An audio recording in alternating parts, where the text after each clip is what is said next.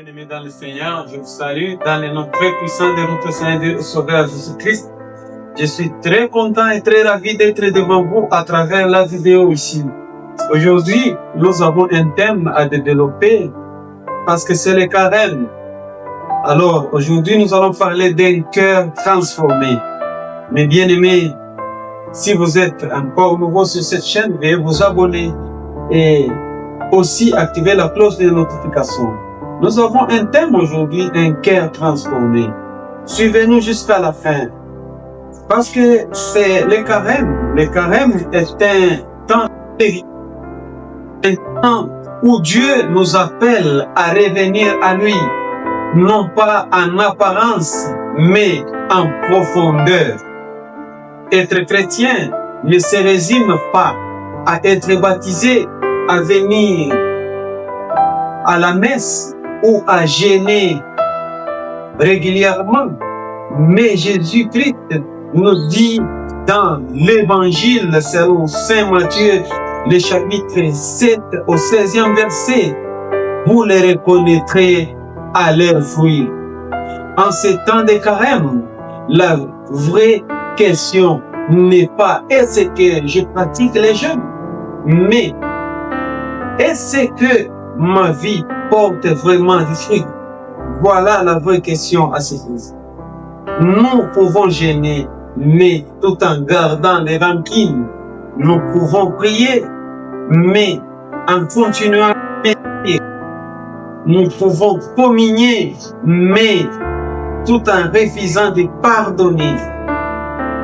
Le prophète Ésaïe nous rappelle dans son livre, au chapitre 58, que le vrai jeûne consiste à partager son pain avec celui qui a faim, à délier les chaînes de l'injustice.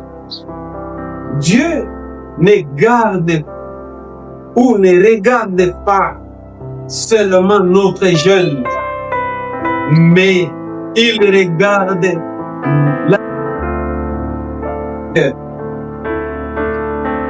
le carême est un chemin vers la transformation.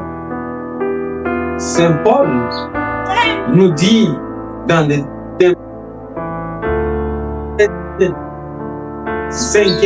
chapitre 5, le 17e verset, si quelqu'un est en Christ, il est une créature nouvelle. Voilà le but du carême, devenir une créature nouvelle. Une créature nouvelle, plus humble, plus vraie, plus miséricordieuse. Et la bonne nouvelle, mes très chers frères et sœurs, c'est que Dieu ferme la porte assez bien.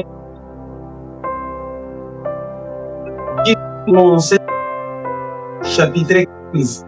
Nous un père qui court vers son fils qui revient à lui. Peu importe nos fautes, peu importe le nombre de fois que nous avons chuté, il est en temps de revenir à Dieu. En ces temps de carême, demandons non seulement la force de jeûner, mais la grâce de changer. Que notre prière nous rende plus meilleurs, que notre jeûne nous rende plus doux, que notre partage nous rende plus fraternels. Alors, à la Pâque, nous célébrerons non seulement la résurrection de Jésus-Christ, mais aussi la renaissance de notre cœur, tout nouveau, qui plaise à Dieu. Si vous avez aimé la vidéo, veuillez liker et laissez-nous un commentaire. Un message qui va nous aider à améliorer et surtout partager la vidéo. Que Dieu vous bénisse.